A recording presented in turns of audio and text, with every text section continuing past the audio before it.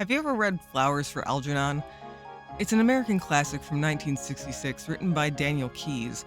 I had never read it until just recently, so I suspect that many of you probably haven't read it either. Yes, this is a Kingdom Hearts video, but yes, we're going to be talking about an old book you might have read in high school. You see, I was thinking about Vexen's character Fal's story and wondering how they came up with the title Flowers for Intelligence. I thought I had figured it out until a friend who isn't even into Kingdom Hearts sent me the Wikipedia article about Flowers for Algernon. Again, I thought, no, it couldn't possibly be a reference to a book that many would call problematic and politically incorrect by today's standards, but then I read the summary and yeah, it's definitely what they were referencing. Flowers for Algernon is about Charlie, a mentally disabled 37-year-old man who undergoes an experimental brain surgery to increase his intelligence. The surgery was first performed on a mouse named Algernon. Subsequent tests determined that the mouse's intelligence had grown to be 3 times that of other mice. The researchers select Charlie in the hopes of producing the same results in developmentally disabled human subjects.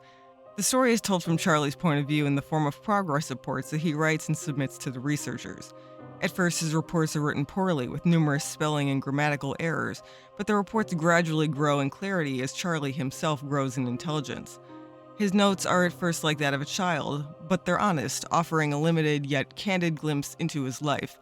Later, he consciously begins to omit things from his reports as his newfound intelligence causes him to form complicated feelings about himself, the researchers' experiments, and about the world at large. The book highlights the relationship between intellect and emotion and questions what it even means to be intelligent. So, now that you know what the book is about, let me read you the first paragraph of Vexen's story. What do you think true intelligence is? After making so many puppets, I believed I understood the heart to an extent. I understood, or rather I knew, it was something I couldn't understand. Moreover, I thought about intelligence a great deal. It's not unreasonable to think of the heart as intellect itself. For example, suppose that you instilled a high level of intellect in a wild animal. Is what the animal felt after it acquired intelligence the same as what it felt beforehand? Or would it really be different?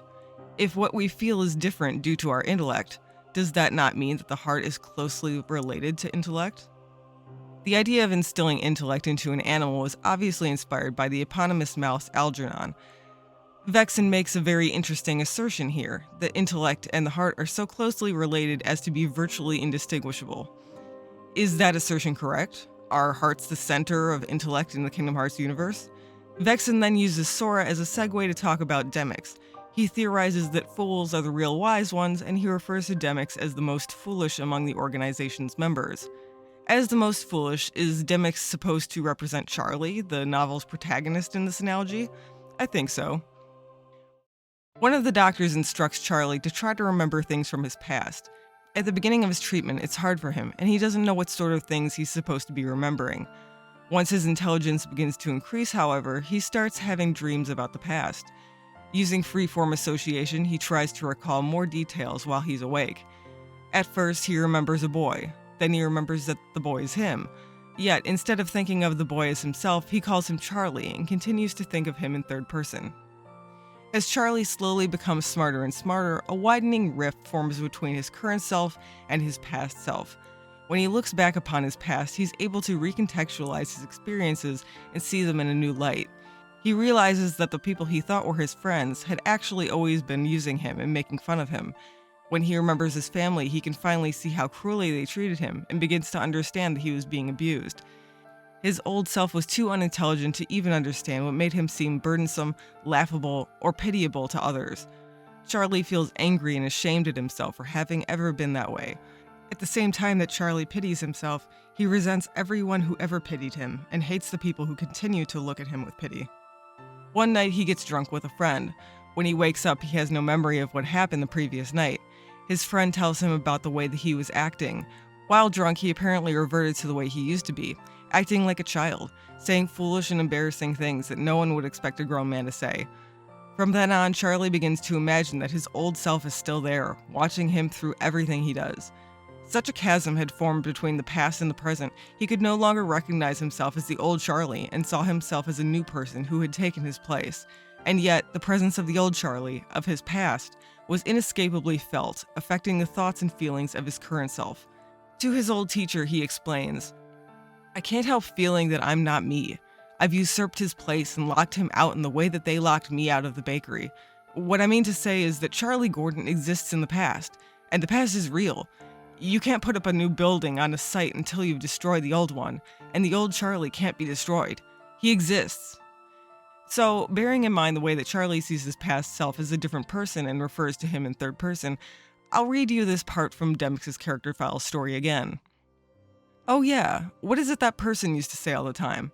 Something about a guiding key? Interesting. I feel that by making reference to Flowers for Algernon, the author of the Character Files book was trying to suggest a comparison between Demyx and Charlie. What would Demyx be like if he became more intelligent? Would remembering the past make him feel differently? Would he be able to still see himself as the same person? Is it even in his best interest to remember?" As someone who loves thinking about MoMX anyway, these are things I've already thought about before. Now that I realize the author's reference, I believe that these were thoughts that they probably intended for us to think. I've made theories about Mom having multiple personalities to account for the differences between him and Demyx, but it might be wishful thinking to believe that the two could coexist like that. If I follow the train of thinking from Vexen's story, it almost seems inevitable that Demyx may come to change in ways that make him more like the Mom and less like the Demyx we've always known. On the topic of intelligence, Vexen's conclusion is that intelligence isn't nearly as important as he'd once believed, and that the most foolish people in the world, such as Demyx, might actually be the most wise. These are thoughts that can be taken away from the novel as well. The researchers sought to improve Charlie's life by making him smarter, but having a deeper knowledge of himself and the world made life more difficult for Charlie in many cases. Charlie's motivation for undergoing the surgery was to make more friends. He thought that people would like him more if he were smarter. However, as he gets smarter, he loses the few people he thought were his friends and struggles to hold on to any new relationships. As you might recall, in Demyx's story, he says that he joined the organization because he wanted to make friends, yet it appears that things concluded without him making a single one. Larxene would regularly make fun of him and belittle his intelligence. Axel and Roxas joked with each other about how he would never pull his own weight. The person he seemed closest to, Zigbar, seemed like he might have only tolerated him because he found him amusing. At best, others would grimace in bewilderment at him. It's dire. Back to Vexen's theory. He posits that the heart is intellect itself. Why was that mentioned? He could have simply said that he realized that he was foolish for single-mindedly pursuing his research at the expense of the people he was trying to help with his research. But instead, we have a paragraph about the relationship between intellect and the heart. What is the purpose of his assertion, and what could it mean for the future? For the most part, there usually isn't a huge difference between a nobody and their human form. However, Vexen's theory that intellect is connected to the heart implies that losing one's heart could result in a loss of intellect and the feelings that are attached to said intellect. This doesn't sound too far-fetched because it sounds similar to what Ansem the Wise and Yen Sid believed to be true. As we later learned, the reason the organization members were able to display emotion was because they were regrowing their hearts. So, although this is probably the first thing that people come up with when trying to explain how Demyx is the Mom, he might just be his nobody. Losing his heart may have caused such a drastic change in his intelligence and his feelings about himself and the world that he became like a different person, unable to recognize his human self when recalling his own memories. Maybe. Why aren't all nobodies like this? Who knows? Being a nobody is probably different for each person, but I'm not going to say that this theory is correct anyway. All I know for sure is, if Demyx is the Mom, then something happened which affected his intellect. He's like a shell of his former self. He acts like him, but he doesn't seem to have his memories, so he also doesn't know as much as the Mom should. A lot of people think that Demyx is just pretending to be stupid, and that is the case sometimes. He is a clever and crafty person. His Ultimania profiles even officially state as much. But I don't think that he's intentionally hiding anything about who he is. There seem to be things that he just honestly doesn't know. It's like Mom got bonked on the head. On a related note, there's a theory I've had for a while. We've never actually seen what the gazing eye looks like. I mean, we've seen the one in the Keyblade, but we've never seen what the Mom's eyes look like. You know, in his head. So, what if the gazing eye is actually a third eye? In Hinduism and Buddhism, the third eye is said to be located on the forehead between the brows, and it represents enlightenment achieved through meditation. The third eye is also popularly associated with supernatural extrasensory powers, namely the ability to see the future.